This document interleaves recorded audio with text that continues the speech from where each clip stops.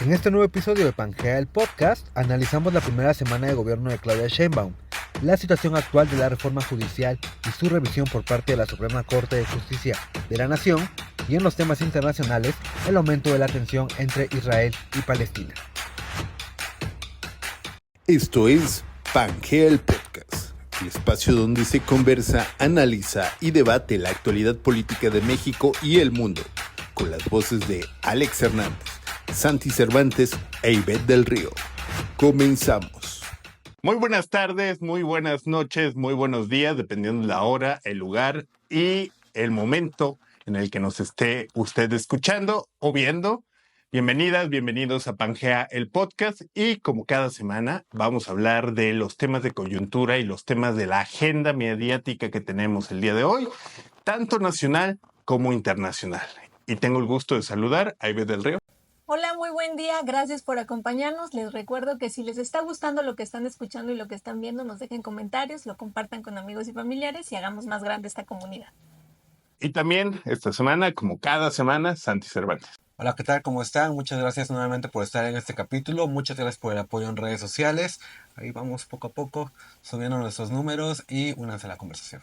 TikTok, Instagram, Facebook, vayan a buscar a Pangea Consultoría en cada una de las redes sociales, vean los clips, también vean la información que se sube a cada una de las redes sociales que tenemos. Y hoy vamos a hablar sobre la primera semana de nuestra nueva presidenta, Claudia Sheinbaum Pardo, en donde fue una semana bastante ocupada. Esta semana es donde toma protesta, pero además de ello, tiene un par de actividades tanto en el exterior, tuvo visita a Guerrero, Pachuca, Morelos. También dentro de la coyuntura que tuvo que abordar es el Poder Judicial, porque hay un rifirrafa entre el Poder Judicial y la presidenta, aunque pienso que las ministras proclives a la 4T fueron los que enarbolaron un poco la discusión cuando llamaron golpe de Estado a el movimiento del Poder Judicial, de los otros ministras y ministros, pero también muy bien contestó Claudia Sheinbaum. Tuvo tiempo hasta de contestarle a Rafael Inclán, este actor de cine de ficheras, y también hay un par de temas bastante importantes como lo que está sucediendo en Guerrero, las lluvias y lo del huracán, al igual que los programas sociales, que ya mandó la primer agenda de programas sociales. Y ¿cómo ves esta semana de Claudia Sheinbaum? ¿Estamos viendo algo similar? Los ejes rectores como tal de Claudia Sheinbaum van conforme a la 4T, pero ha habido sus distinciones. ¿Cómo ves esta semana? Yo creo que vimos la semana pasada la toma del poder y a partir de su mañanera cómo se hace del poder. Y estamos viendo eso en las mañaneras. Creo que entiende bien sus debilidades y cambia un poco el formato, haciéndolo un poco más estructurado. Sin embargo, pienso que no le alcanza porque todavía sigue siendo un espejo de lo que venía siendo López Obrador, aunque poco a poco estamos viendo que le está poniendo su sello Claudia Sheinbaum. Sus respuestas acertadas, no ponemos en tela de juicio la capacidad y la inteligencia que tiene Claudia Sheinbaum de contestar, sobre todo a temas que involucran al machismo y a esta forma de ver a las mujeres en México todavía. Creo que lo hace muy bien, sin embargo le falta mucha carisma todavía. Sí. Lo que creo es que nos acostumbramos a un Obrador carismático, un estandopero de la política, dicharachero, y con un lenguaje muy distinto, y tenemos ahora a una científica que es un poco más seria, pero también es parte de su estilo. No creo que sea algo negativo, sino sí, habrá que irnos acostumbrando poco a poco a escuchar este estilo. Hay algunas similitudes y diferencias importantes. Creo que Claudia abona a la conciliación y no a la confrontación. Ya en sus mañaneras le da espacio incluso a periodistas que se encuentran en la última fila de los asistentes.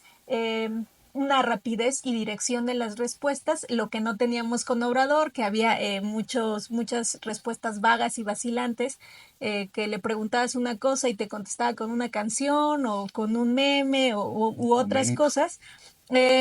sí creo que hay diferencias de forma, pero todavía no de fondo. Creo que es su primera semana y ella misma va a estar adoptando su propio estilo, pero es aquí en las mañaneras donde debe marcar estilo y autoridad para no solo dirigirse al pueblo, sino a las fuerzas políticas que convergen en México. Y en la comunicación política hay tres esferas muy importantes, que es la fuerza política, el ciudadano y sobre todo los medios de comunicación, y la mañanera es justo este sistema que nos permite encontrarnos dentro de la política como ciudadano, y habrá que ir viendo poco a poco cómo lo está haciendo Claudia. Dentro de la narrativa, dentro del discurso, parece ser esencialmente lo mismo. Sigue hablando sobre la reforma al Poder Judicial, defendiendo lo que llevó a cabo su antecesor, la protección de la figura de las Fuerzas Armadas, de igual manera. También existe el tema de los programas sociales, que incluso no solamente se van a quedar los que ya tienen, sino también en el discurso va a ampliar el rango de los programas sociales. Y es una presidenta que está en movimiento, en constante movimiento con estas tres visitas. Sin embargo, ha entablado ya sus diferencias con el tema de mujeres, con el tema de lo que mencionaba Ivette, que no busca la polémica, sino respuestas más argumentativas, muy bien respondido, muy directo, y además esta cercanía con la ciudadanía que es bastante interesante. Santi, ¿cómo ves la situación de esta primera semana de Claudia Sheinbaum? Muy bien, perdón. Desde el nombre que la apropia al ejercicio de las mañaneras, ahora como mañaneras del pueblo, me parece que es un acierto para decir que es lo mismo, pero que va a tener sus diferencias. Y la verdad es que sí, las líneas discursivas han cambiado, pero el discurso de la 4T se mantiene. Y no puede no ser así, claro. Tienen que seguir con esta estructura, tienen que seguir con estas líneas, tienen que seguir utilizando esas palabras que durante tanto tiempo han funcionado al movimiento. Sin embargo, yo creo que en esta primera 3 semanas sí hay tres mitos principales que ya se han caído eh, con la nueva presidenta en el poder. El primero es que AMLO iba a seguir gobernando. La verdad es que no sabemos nada de AMLO, ¿no? A mí no me queda claro, me parece que por ahí hay una foto donde ya está en el rancho, pero él había dicho que no, que primero se iba a quedar unos días en su casa y después ya se iría al rancho en Tabasco. Y la verdad es que desapareció del mapa Andrés Manuel López Obrador. Es más, ni siquiera vi alguna presencia o algún acto público que hiciera con lo de Ifigenia Martínez, ¿no? Sí. Yo hubiera jurado que se iba a presentar, aunque iba a ser como nota o un tuit, algo. Me parece que no hubo nada al respecto, a menos que tenga equivocado el dato. El segundo es justo este tema que mencionaba Ivette, que Claudia no sería buena en las mañaneras. La verdad es que ha demostrado que lo único que pasa es que son diferentes. Justo esto que menciona Ivette de que tal vez tenemos que acostumbrarnos a que es una académica. Ahorita que mencionabas eso, me recuerdo mucho este chiste de Claudia, donde un video muy viral de ella donde se ríe. Y dice, y una vez me sacaron de clase, y se carcajea y todo el mundo, ¿qué hiciste? Es que estaba platicando. O sea, es bien ñoña nuestra presidenta, ¿no? O sea, su humor y es cero extrovertida, y pues eso poco a poco lo tenemos que ir cachando y nos acostumbrando a eso. Y al final de cuentas, pues lo más importante es que sigue controlando la agenda desde la mañana, que es la función principal de esta actividad. Y el último, que se hablaba de que seguramente iba a seguir polarizando contra la oposición o contra, en este caso, la Suprema Corte de Justicia, que yo creo que ha funcionado más como oposición que como Suprema Corte. Y la verdad es que no, ha sido muy abierta al diálogo, ha habido críticas al respecto, ha habido retroalimentación al respecto, y no se ha visto que fomente más o que fomente una polarización como se juraba que iba a suceder. Lo que yo sí veo, sobre todo porque estuve monitoreando las primeras planas de las primeras mañaneras, es que a diferencia de Andrés Manuel, habría que darle un poco más de tiempo a Claudia Sheinbaum. Las temáticas dentro de las mañaneras terminan siendo un poco intrascendentes para las primeras planas de las portadas de los periódicos. La noticia se va diseminando por los medios de comunicación más importantes, pero no terminan de impactar, lo cual sí hacía muy bien Andrés Manuel López Obrador. Cuando el 2 de octubre habló sobre la disculpa pública que se iba a realizar, solamente 2 medios de comunicación retomaron la noticia. Después la visita a Guerrero, solamente un medio retomó la noticia. Entonces, le ha costado tener el mismo impacto que Andrés Manuel. De igual manera, haciendo un monitoreo de las visualizaciones de las mañaneras a través de la página personal de Claudia Sheinbaum en YouTube, la del 2 de octubre, que es la que tiene más alcance hasta el momento, son 643,000 visualizaciones de su primera mañanera. Sin embargo, Andrés Manuel López Obrador tuvo en su primera mañanera 734,000 visualizaciones. Y la última conferencia de Andrés fue de 1.6 millones de visualizaciones. Sí hay un impacto diferente de las mañaneras para la ciudadanía, y esto hace que la mañanera como tal deje de ser una arma mediática y se convierta en una herramienta tal vez de cercanía entre la ciudadanía y el gobierno. Y bueno, si vamos a hablar de cuestiones importantes y esta trifulca argumentativa y de mediática que se ha hecho también de la presidenta, que ya lo contestó para mí correctamente, el Poder Judicial. Con 8 votos a favor y 3 en contra, la Suprema Corte de Justicia de la Nación aprobó revisar la reforma al Poder Judicial, la cual ya es constitucional. Esta propuesta fue hecha por Luis González Alcántara. Sin embargo, la presidenta en una de sus mañaneras desestimó esta situación que, como lo dije al principio, se había enarbolado un poco por una de las ministras, por la ministra Batres, en donde dijo que era un golpe de Estado, y lo que contestó la presidenta fue que en realidad no era un golpe de Estado, sino un golpe aguado, y que como tal, la reforma al Poder Judicial iba a seguir. Santi, ¿cómo ves esta situación?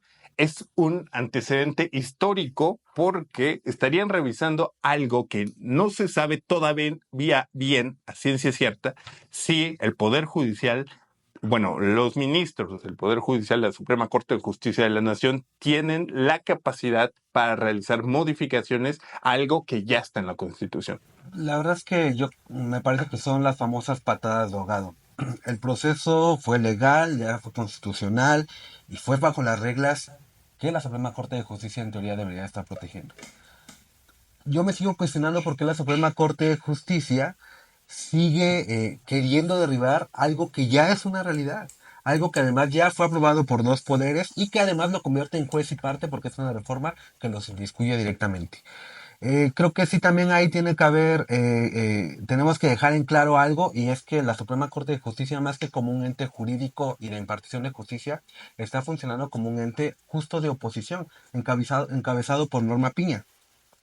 Lo cual es, pues no quiero decir que está mal, pero la Suprema Corte de Justicia está haciendo política, no está haciendo su labor social, no está haciendo la labor que le corresponde constitucionalmente, y pues al final lo que vamos viendo es que Norma Piña lo sigue haciendo mal. La batalla ya está perdida tanto políticamente, socialmente, legalmente y me atrevo a decir que comunicacionalmente. Entonces lo que ellos tienen que empezar a hacer es ver cómo ganar adeptos, si quieren seguir siendo ministros, cómo van a hacer campañas. Ahora, justo en este momento, o bueno, hoy en la mañanera, salieron salió el decreto para modificar las leyes secundarias al respecto de las elecciones, porque las elecciones ya van a ser una realidad. No tendrían por qué seguir perdiendo el tiempo en intentar tumbar algo que ya es un hecho, y deberían de estar trabajando en ver cómo, si quieren seguir siendo ministros, pues van a hacer sus famosas campañas. ¿Qué son campañas electorales? ¿Nos vamos a decir campañas electorales? Como tal, Judiciales? sí, en realidad tenemos, Son de elección popular, ¿no? sí, tenemos bastantes dudas acerca del tema porque no pueden hacer como tal campaña, porque no hay recurso que lo solvente para hacer campaña. Entonces, está complejo todavía. Ya iremos viendo los términos legales correspondientes. Y creo que sí, también Claudia lo hace muy bien al minimizarlo. Es Lenia Batres quien menciona la palabra golpe de Estado, pero también creo que sí no hay que tomar a la ligera la acción o la reacción de la Suprema Corte de Justicia de esto. O sea, sí hay una intención de alterar o sobrepasar la división de poderes e intentar oponerse a los otros 2 poderes que simplemente no van de la mano con o no coinciden en el pensamiento con, en este caso, la presidenta de la Suprema Corte de Justicia. Ha, ha habido constitucionalistas, sobre todo en redes sociales, que han dado sus puntos de vista. Se habla de una supuesta consulta a jueces y magistrados en donde podría haber un recoveco ahí, donde podría entrar la Suprema Corte de Justicia y que buscaría como tal la última arma que le queda para poder hacer la modificación e intentar echar para atrás una reforma que ya es constitucional. ¿Cómo ves el tema, Ivy? Yo creo que en México tenemos un problema serio de la interpretación de la ley y los índices de impunidad en este país se refieren principalmente a la interpretación de la ley. Y lo que estamos viendo con el Poder Judicial, la oposición, los congresos, pues se debe también a eso. Sí creo que más allá de un golpe de Estado, sí es un golpe aguado del Poder Judicial. Tengan o no tengan su derecho, porque hay que entender que hay versiones constitucionalistas que abogan a la acción que está haciendo el tribunal y a los ministros, y otros que abogan a la violación del principio de supremacía constitucional al que se dice en el Senado. Sin embargo, aunque el Poder Judicial pudiera estar en todo su derecho de abrir a la conversación, a los debates serios, en su derecho, en la ley orgánica, pues no sabemos si realmente funcionará. Y lo más importante es que, ¿ya para qué? ¿No? Todo esto que están diciendo ahorita es muy válido, sin embargo, eso debió de haberse hecho hace mucho tiempo, tanto la propuesta de Norma Piña que da justo cuando se va a votar, tanto estas órdenes de abrir a debates serios, a consulta, se debió de haber hecho previamente y creo que ahorita ya es demasiado tarde y lo que debe de hacer es dar un paso hacia el nuevo Poder Judicial y poder así construir ese Poder Judicial que realmente necesitamos y entrarle a la conciliación, a la consulta, pero dentro de lo que ya está establecido, de lo que ya está votado y sobre todo de lo que ya está en la Constitución. Lo importante es que además hay un amparo para los congresos locales donde también se frena eso mientras se solucione el tema a nivel federal. Sin embargo, creo que pues no sabemos si se aplicarán las impugnaciones o solo lo que están haciendo es tomar tiempo, como un tiempo fuera para organizarse bien en el tribunal y poder dar paso a este nuevo Poder Judicial, porque si bien, tal como lo dice Santi, hay muchísimas dudas sobre este nuevo Poder Judicial al que estaríamos entrando, porque no hay cosas claras y sobre todo en temas de interpretación de la ley, pero también la ciudadanía en general no entiende exactamente cuáles son los cambios y cómo van a ser los procesos. Pero además pienso, digo, estoy de acuerdo con ustedes de que es inminente la llegada del nuevo Poder Judicial o de esta nueva orden del Poder Judicial, de la elección popular de jueces, juezas, magistradas y ministros, pero pienso que de cierta manera el actual Poder Judicial está tratando de realizar lo último que le queda, la última herramienta que seguramente alguien le dijo, a ver, ministros, Sí se puede. se puede hacer esto, pero hay una probabilidad muy pequeña de que suceda. Si algo, los seguidores de Xóchitl Gálvez, cuando pierde la elección, si algo que era que existía de reclamo por parte de los seguidores de Xóchitl Gálvez era que no intentó hacer algo más. Pienso que lo que intenta hacer el Poder Judicial para poder sobrevivir, pues es la última patada, por lo menos. Están en su derecho, pienso que es tarde como ustedes, pero que de alguna manera Cabe dentro de la... ¿no? Y sienta las bases también para que de alguna u otra forma el Poder Judicial, este o el que viene, pueda hacer un control de contrapeso en caso dado de que de alguna forma esta balanza pues se vaya hacia algún lado en alguna parte de la historia, ¿no? Entonces, dejo ahí la situación para un debate posterior y ahora hablemos de una cosa alarmante que está sucediendo en Medio Oriente. El conflicto de Gaza se está intensificando. Entra Irán ya a este conflicto debido a la muerte de dos de los líderes de organizaciones terroristas que está respaldando el país de Medio Oriente por parte de Israel. Bueno, eso es lo que asume Irán, que el gobierno israelí fue quien los asesinó. por estas detonaciones que ha habido tanto en Siria como en Gaza, y que estos dos líderes fueron los que resultaron asesinados. ¿Cuál es el impacto, Ivy, de lo que está sucediendo actualmente en Medio Oriente y que debería preocuparnos también a esta parte del mundo? Bueno, ya es un año de estos, hoy se cumple un año de estos ataques donde Hamas lanza su primer ataque a Israel y hay datos alarmantes sobre más de 41,000 fallecidos en este año, por lo menos 96,000 heridos, más de la mitad de Gaza ha sido destruido por los bombardeos y lo más triste es que hay por lo menos 16,000 infancias fallecidas, 21,000 desaparecidos niños y niñas y por lo menos de esta infancia, poco más del 60% ha perdido a un papá o a una mamá o a un familiar directo y eso es lo más triste. Habrá que preguntarnos por qué no ha terminado la guerra entre Israel y Hamas y es porque el gobierno de Israel no lo ha querido, no ha tenido esta capacidad de conciliación porque la guerra lo que está haciendo es garantizar la permanencia en el poder de estos líderes. Yo estaba leyendo algo muy interesante sobre que en Israel hay un gobierno de coalición, un gobierno en su historia de una derecha importante, pero micro partidos políticos muy pequeños, pero que son supremacistas, judíos, ultraderechistas y que antiárabes además y que estos pequeños grupos están reforzando el tema del gobierno de coalición y por lo cual el primer ministro de Israel ha dicho que no va a haber cese al fuego mientras no se pueda hacer. Y lo importante además es que jamás se ha preparado durante años para esta guerra.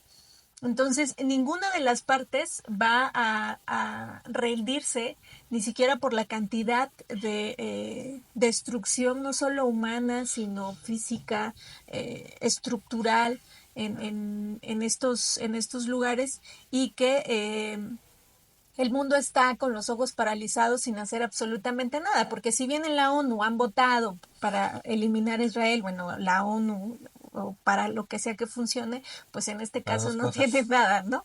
Y eso es como lo más complicado cuando tenemos una guerra donde pues los afectados son las infancias y las comunidades pues más vulnerables.